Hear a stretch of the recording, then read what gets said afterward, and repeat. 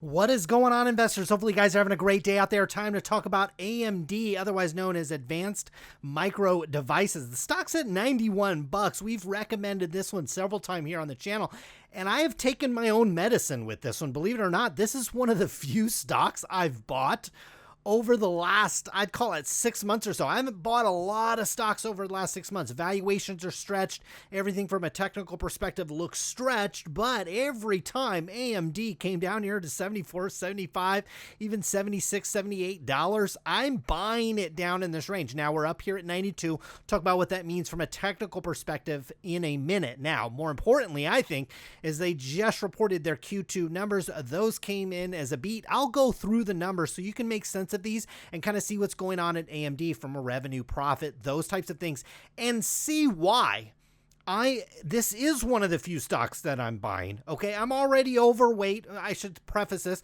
I'm already overweight most of the FAANG stocks, those types of things, and I have some diversification into financials and cyclicals and healthcare and those types of things.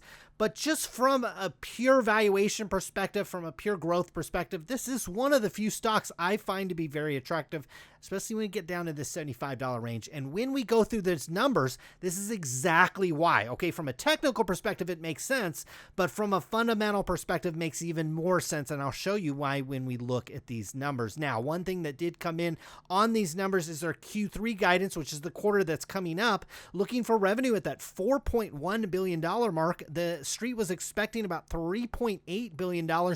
We'll show you right now. They just printed a quarter at 3.85. Last quarter, they were at call that 3.5.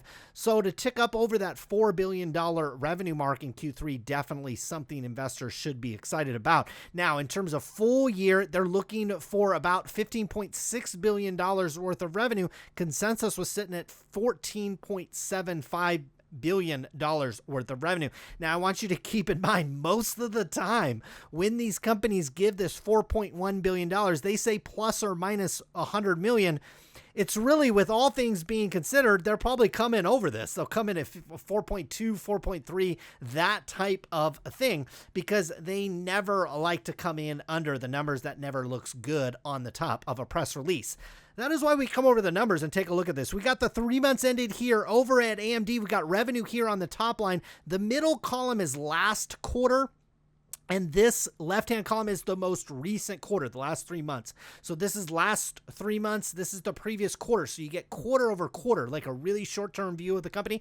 And then year over year straddles that middle column. Okay. And then we get the 6-month view where it's basically just 6 months over 6 months, or half year over half year. We got net revenue coming in, like we said, at that $3.585 billion mark. You were sitting right at about $2 billion last year. So just incredible growth at this company. That's one thing that I really like. I like to see top line growth. I like to see expanding industries, market caps, total addressable markets, those types of things.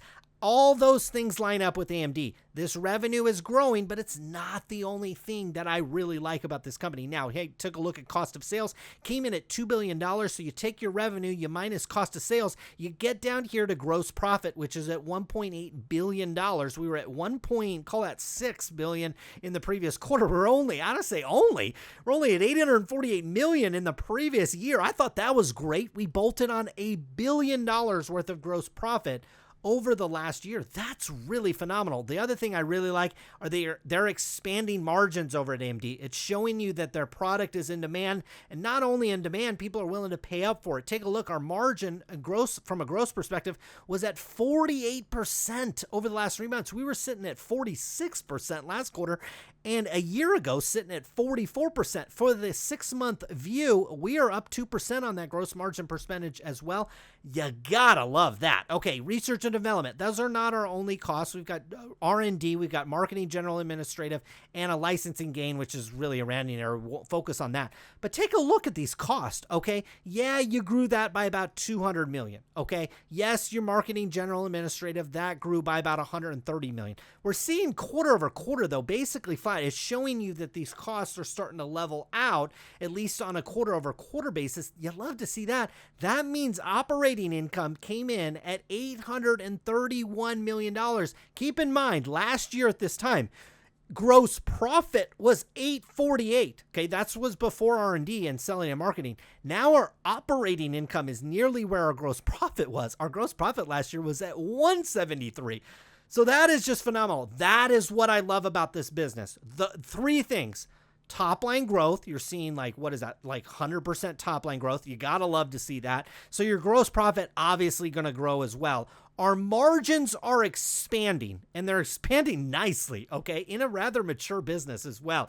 And not only that, we're keeping all the other costs in check. That gives us operating income of, what's that, like a 6x, like a 4x. We'll get 4 to 5x on our operating income. We went from 173 million up to 831. Look, last quarter even, we were at 662. I thought that was amazing, and I bought the stock after that period of time. Now we're at 831. I'm loving what I'm seeing. Some of it, most of it flows down here to net income. We got 58 cents per share. They're not diluting you either. Everything just lines up with this company. Everything is just absolutely picture perfect when it comes to this. Now, will they fall on hard times? Will they have competitors they have to deal with? All those types of things?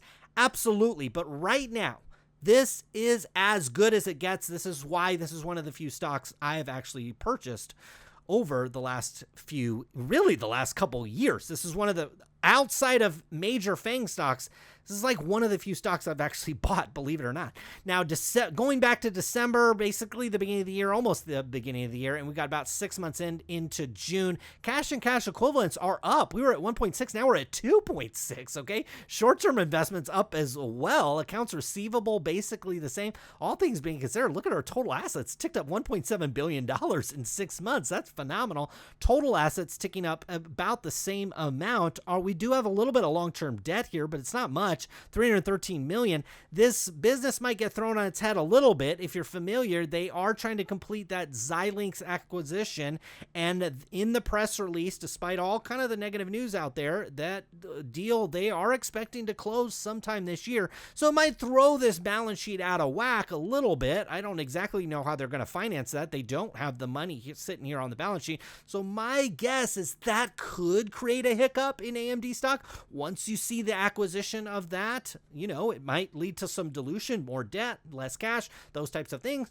I'm not necessarily sure. We'll see what happens. Now, all things being considered, come down here to segment information, and you're just seeing on the computing and graphics side, you're seeing growth. Enterprise, embed, and semi-custom, you're seeing growth. And this is on like a quarter-over-quarter basis, year-over-year. You're seeing fantastic growth in these. Everything is looking great from that perspective. Now, from a technical perspective, paints a little bit different story. I talked about on the head of this video. I like this from a technical perspective. You get down here in the $74 range. Why? Because it's acted as support since dating like for a year now, like almost on the dot. We acted as support here, acted support here, all along here. This stock, buyers to step in, including myself, at I'd call it about $73, $78 per share, anywhere in this bottom bracket where these candles start to look like they want to bottom. I don't mind this stock down in here, especially considering where we're at now. Now, this stock does the opposite. As it gets up in here into the 90s and certainly close to $100 per share, it sells off, and it sells off almost routinely. Now, we are in what I would say is kind of like one of these shorter term uptrends. We were in a downtrend on this stock. In fact, it was here and kind of was broken more recently, but all things being considered, we're in an uptrend. This stock is coming up to 97. Here's what I would look for up here at 97. Would I look to sell my shares? No, I'm kind of a long-term holder of a stock like this, at least in the intermediate term. I like what I see with this company, and I like the market that they're in. Really, I look for a break above this $98 range. So that, imagine that being a candle and maybe even a second candle on that. You can watch my videos on Google. In fact, I'm actually lucky enough to have my Google chart on here. What happened when Google kind of broke out above a range? Okay, Google was in a range. I don't know if my chart will go back far enough, but we were stuck here on Google in this range. It lasted for a little while. We were basically range bound between 1350 and up to 1550, maybe even lower than that. You could maybe say this was the range. And once you broke above it, this thing has just been absolutely rip-roaring to the upside. We've seen similar moves in Apple as well. Range bound, break above, kind of tends to move. Same thing with Microsoft. Was in a range, broke above, and it moved. Now, the same thing could happen with AMD.